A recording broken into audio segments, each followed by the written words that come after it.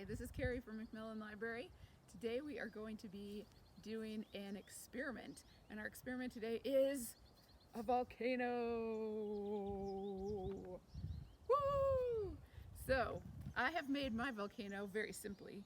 You can go crazy with your volcano. You can use dirt, sand, clay, Play-Doh, whatever you've got laying around.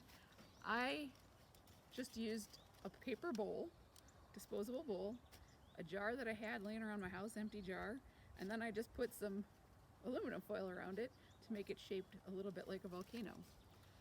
So we are going to be doing this volcano experiment today, and this is going to be a chemical reaction, or an acid-base reaction, I'm sorry, between the baking soda, which is a base, and the vinegar, which is an acid. So let's see how this works out for us. So all we need for our experiment is some plain tap water, enough to fill your cup or bowl or whatever you have inside to pour everything in, enough to fill it about 3/4 of the way full. I'm going to use some red food coloring. You don't have to use food coloring if you don't want to. 2 tablespoons of baking soda, got it measured out, a little squirt of any kind of dish soap that you have at your house, and plain household white vinegar. So that is all we need for our experiment today. So first thing we're going to do is we're going to pour our water into our container, like so. We're going to add a few drops of the red food coloring, make it interesting. Ooh, that's a lot. Going to add our baking soda. Oops, I'm sorry. Let's add our little squirt of dish soap and our baking soda. Put that all in. All right, now let's move everything out of the way because this might get a little messy. All right, are you ready? Yes?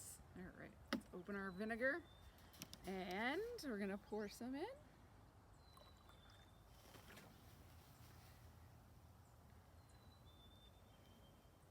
That was a pretty fast reaction, wasn't it?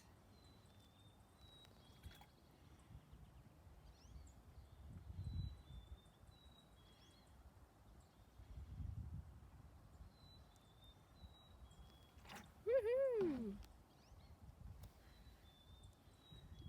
All right, so let's see what's actually happening in there in our acid-base reaction.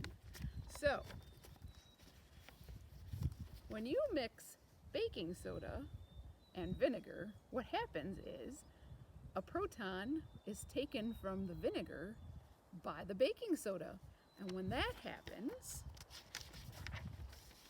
the baking soda breaks up into water, H2O, and carbon dioxide, CO2. CO2, or carbon dioxide, equals bubbles! Lots and lots and lots of bubbles. So that, folks, is what we've just experienced right here in our own backyard with just a few things that we have at our house. So hopefully you can enjoy yourselves and maybe do this outside, do your own volcano experiment. Have fun, and we'll see you again real soon.